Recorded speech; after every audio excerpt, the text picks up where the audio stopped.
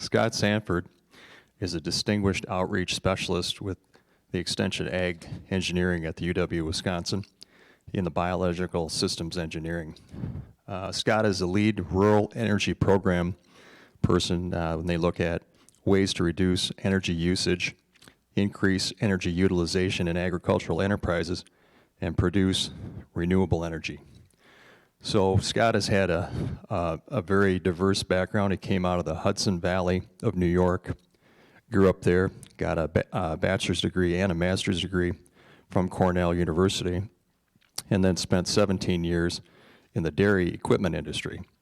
So he worked for a number of different dairy equipment companies in private sector, and is now involved, has been at the UW-Madison since 2002, and works in many aspects of agriculture, working in the energy side, working with dairy farmers in renewable fuels, and most recently has been on the board for the Wisconsin Farm Technology Days. Please welcome Scott Sanford. Thank you.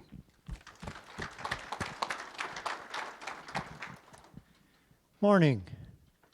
So my task this morning is we're going to talk about managing grain and storage. I'm going to talk about the mechanical side, and PJ, who's going to follow me, is going to talk about the buggy side. Thought that'd get a rise. Anyway, so with storage, there's 6 things that can cause problems in storage. The first is having too many fines and foreign matter. So when you put it in, I always recommend screening. We'll talk a little more about that. The other is too warm. We've got to keep it within a few degrees of the outdoor temperature, one, so it doesn't sweat, but also the colder we can get it, the longer it'll last. Too wet. If we get too wet, that's obvious, we're going to get heating. Uneven grain temperatures. You can get convection currents within the grain bin, which can lead to problems in there. And then the storage not cleaned, and this is where the buggy part comes in. We need to sanitize or clean that between grain crops, basically to reduce our load. And then the other is just not checking the grain often enough. If we check it, we can find out problems, we can mitigate them. But if we don't, we never look at it, then you're not going to know that you have a problem. So the first is too much foreign matter. So I recommend screening before you dry it. So screening it before you put it in. A lot of people don't do that. It's hard to separate out the bees wings because they kind of stick to the corn, but if you can get as much as you can out, that can be very helpful. Then the other would be if you're using a separate dryer from your bin to screen it before you put it into storage. And a lot of people do that because the fines are what attract, one, it reduces airflow, but it's also the place where the bugs, if you got cracked kernels and stuff, some bugs can't get through the endosperm of the corn unless it's cracked. So you can starve them if you don't have as many fines, and PJ will talk more about that. Now on the other hand, what we can do is put a spreader in there to spread the fines out evenly. That way the airflow is not impeded in one spot, because if we get one spot that doesn't get the airflow, that's usually where the problems are going to be. So it has to do with airflow also, as well as basically getting the foreign matter out of there.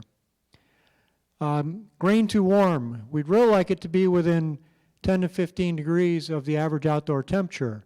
And this is basically so it doesn't sweat, especially on the walls of the bin. And that's tough some days. And that's the average daily temperature, not the peaks and valleys. But to try to get it close to that. And so you got to look at the forecasts and kind of plan ahead. For summer storage in the upper Midwest, we'd like to keep it at 50 degrees, and that can be tough. If you're going to keep it through the summer, you may have to do some nighttime aeration when the air is colder. Southern U.S., we can go a little higher, basically because we're not going to be able to keep it that cool. For wintertime, depending on where you are in Wisconsin, basically if you can get it down around freezing, that's optimal.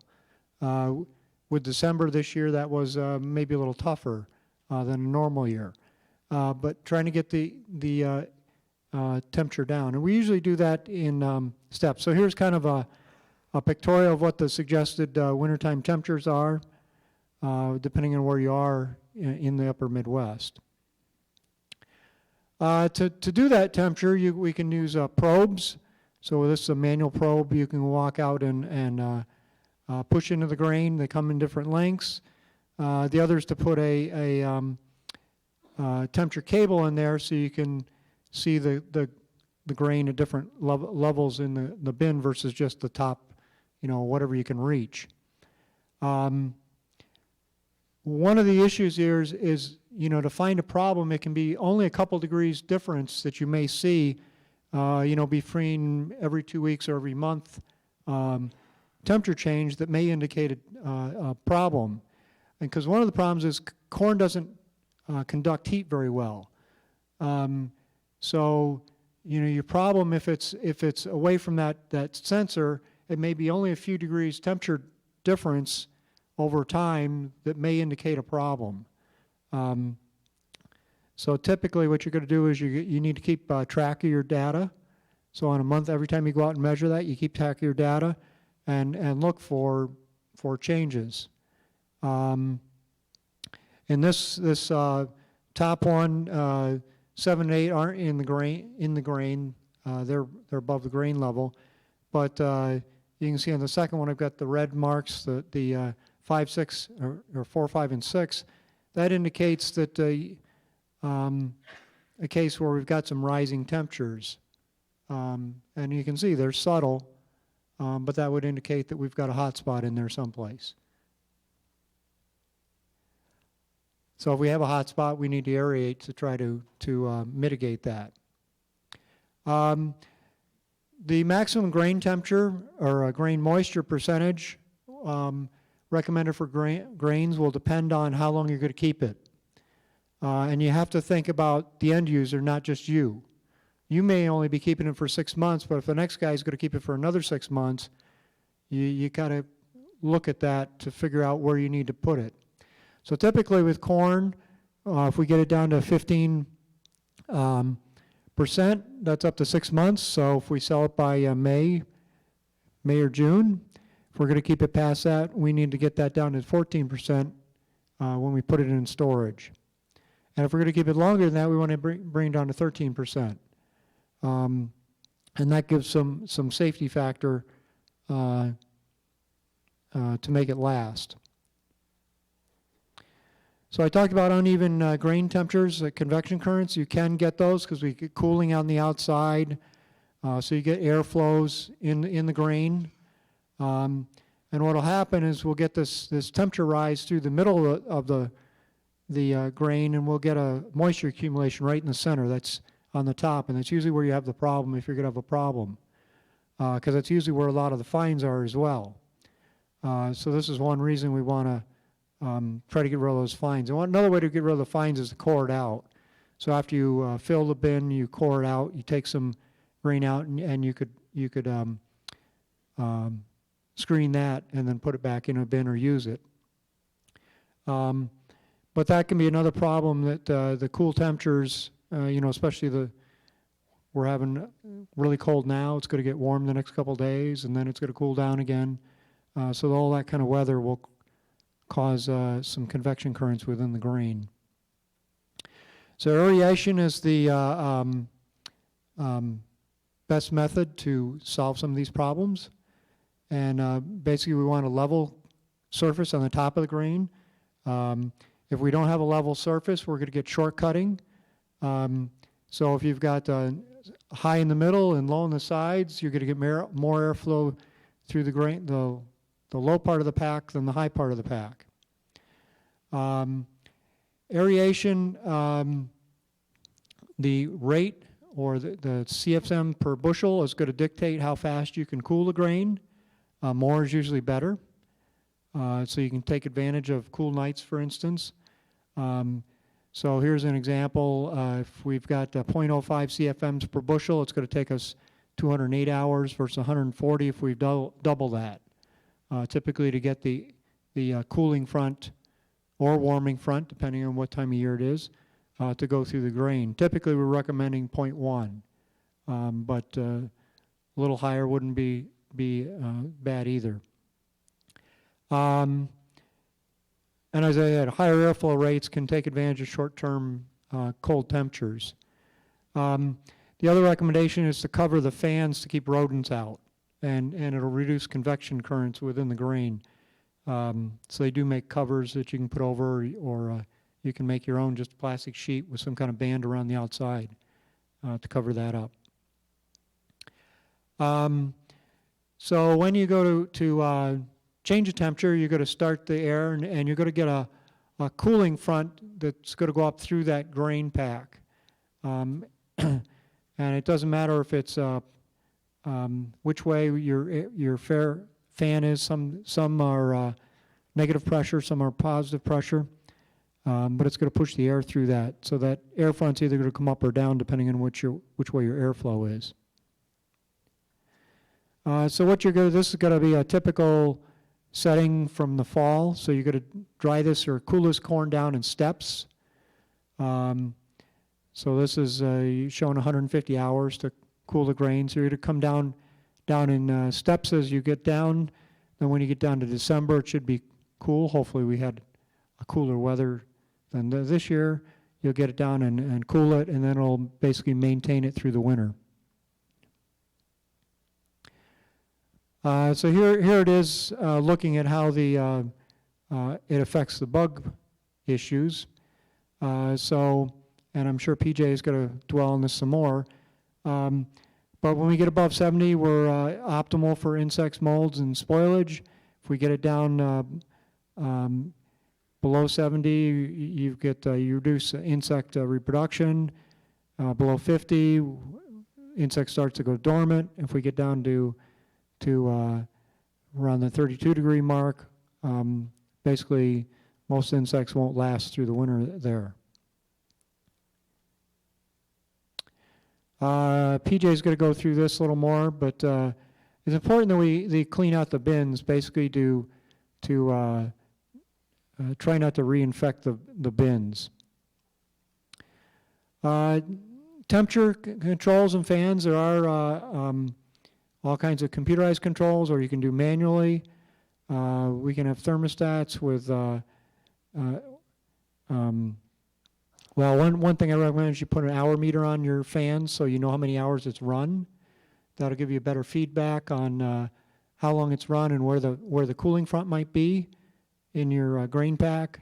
They also have computerized controls that'll look at the temperature and stuff and the humidity and turn the fans on when it's optimal for cooling, or if you're trying to dry something, that would be other thing if you're trying to take some moisture out. And they have systems that will control multiple bins and stuff. So that's another example of technology you can use to make your job easier. So here's a kind of a checklist. Warm weather, we want to check it every 1 to 2 weeks, and cold weather every 3 to 4 weeks. When you turn the aeration fans on, ensure they're running properly, sure we got static pressure. You should have a static pressure gauge someplace in the system so you can make sure you're getting good airflow and there's no shortcuts. Climb up and look inside the bin. Are we getting condensation under the roof? Wet? We have snow cover. If you got some snow in there, you may have to run the fans to drive off that snow. Check for odors. That's an indication of mold or spoilage. Look for crusting. And measure the temperature at several locations if you don't have the temperature cables. Look for signs of insect activity. Log things. You might remember there are bugs in there, but did that happen a week ago, 2 weeks ago, or 6 weeks ago? Things have a way of escaping us as far as time. So recording that's good. And then you can compare, it allows you to compare readings and findings from this year, but also from in successive years as well. And then take any corrective action and record that as well, so you know what you did to solve the problem and indicate whether it actually solved it. Here's a new technology that's out there. I thought I'd throw a slide in for this. It's using ozone for grain treatment. Ozone is a great use for killing things, basically oxidizes things. So that's a technology that it's kind of new in the market. It doesn't have residual base, but it can help. I know the potato growers are using it in potatoes. We use it in hot tubs. We use it in, I think the organic growers can use ozone for purifying water. So it's a great option, but probably not cheap. So yeah, so it can kill bacteria or insects. We don't worry about bacteria. Claims to be able to reduce mycotoxin levels, stop mold growth, but it won't stop heating. Basically, that's usually a moisture issue. The other thing I want to remind people is safety. We have people get killed in bins every year because they don't adhere to safety protocols. Basically, lock out your controls before you go in so nobody can start it while you're in there. You know, if you've already cored out and stuff, be aware there could be cavities that you could fall into. It's recommended to use a harness and a respirator in case there's mold in there. And if you have to go in, make sure you got somebody else there.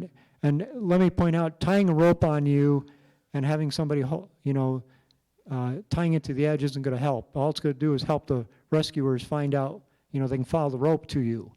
You need a harness with something that's going to hold you up if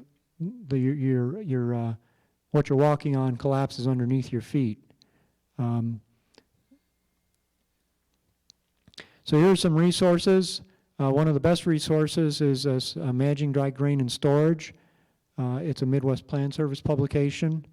And then they have a series of others, but that one specifically covers what we covered today. And there's a few others on here that I put, and I think they're in the publication as well. And here's some stuff about the ozone treatment, so some of the papers that are out there that you might refer if you want to read some more on that topic. So with that, we have any questions? Yes?